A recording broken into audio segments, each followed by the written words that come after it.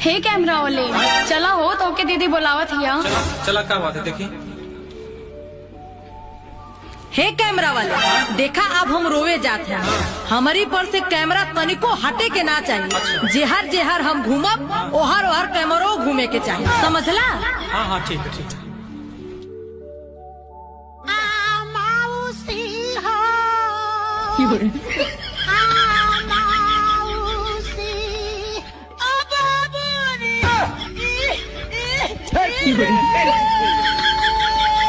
हे कैमरा वाले अब हम माई के पकड़ के रोवे जाते हैं, बढ़िया से ली है। अच्छा ठीक।